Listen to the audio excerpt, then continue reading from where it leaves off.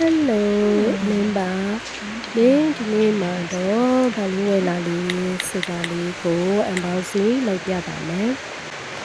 ဒါလေးပါလေးနာတော့စီးနေတယ်ပေါ့နော်ဆိုတော့နာတလေးတော့ထွက်နေတယ်နေ့ဝဲလာတာလေးကတော့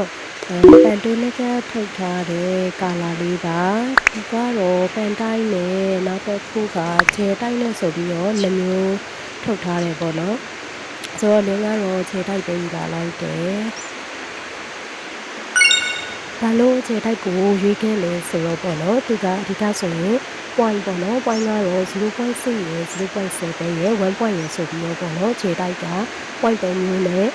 ထွက်ထားတယ်ပေါ့နော်ပန်တိုက်မှာကကျတော့ 1 point 3မျိုးလေးပဲထုတ်ထားတာပေါ့နော်နောက်တစ်ခုကတော့သူကခြေတိုက်မှာဆိုလို့ရှိရင်ကာလာက12ရောင်ပေါ့နော်ပန်တိုက်မှာကကျတော့10ရောင်ပဲရှိတယ်နောက်တစ်ခုရွေးချယ်ရတဲ့အကြောင်းရင်းကတော့ဒီခြေတိုက်ကကျတော့ပေါ့နော်ဘောက်ပါတယ်ပန်တိုက်ကကျတော့သူကဘောက်နဲ့မပါဘူးပေါ့နော်အဲ့ဒါကြောင့်မလို့လဲနေကခြေတိုက်ကိုရွေးဖြစ်တာပါမင်းကကာလာတွေကိုစုရတာကြိုက်တဲ့အတွက်ကြောင့်မလို့ပေါ့နော်ကာလာပန်လေးတွေကိုလည်းကြိုက်တယ်ကာလာမကိုင်လည်းကြိုက်တဲ့အတွက်ကြောင့်မလို့လင်းချက်ကတော့ဒီဘောက်လေးပါလာကပို့ပြီးတော့အဆင်ပြေတယ်ပေါ့နော်ဈေးနှုန်းတွေကကြတော့သူကကွာတယ်ပေါ့နော်ပန်တိုက်ကကြတော့13500ပဲပေးရတယ်ဒီခြေတိုက်ကကြတော့18500ပေါ့နော်ဈေးကတော့တော်တော်လေးတော့မြင့်နေပေါ့နော်ဒါပေမဲ့quality ကောင်းကောင်းနဲ့ဒီချာတရက်လေးသိချင်တဲ့သူတွေအတွက်ဆိုလို့ရှိရင်ကတော့ဒီခြေတိုက်ကြတော့ပုံစံကြည့်တယ်ပေါ့နော်သူကသိရတဲ့ဖောက်ကလေးလေးပါတယ်ဆိုတော့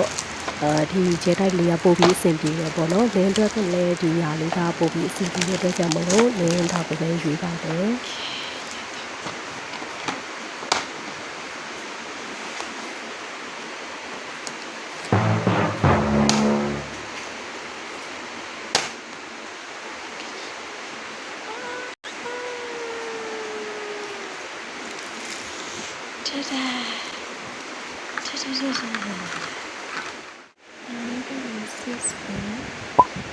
0.6 ကတော့4ရောင်ပါတယ်ပေါ့နော်အရောင်လေးတွေကတော့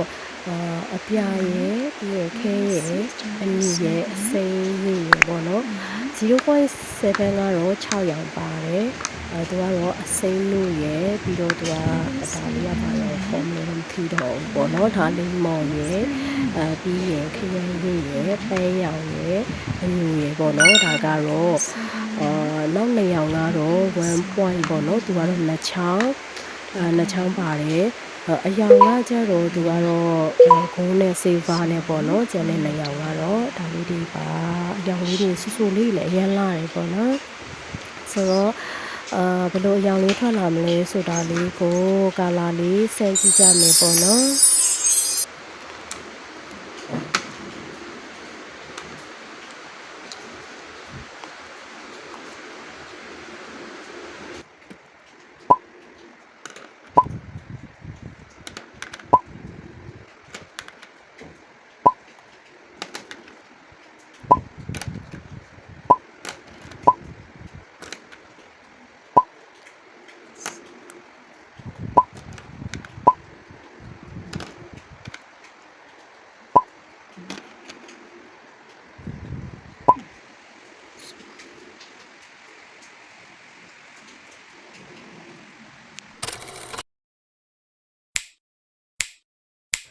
လင်းရဲ့ဗီဒီယိုလေးကိုအဆုံးထိကြည့်ရှုပေးကြတဲ့ရောက်တိုင်းကိုကျေးဇူးများကြီးတင်ပါတယ်နောက်ဗီဒီယိုမှာပြန်တွေ့ကြမယ်တတ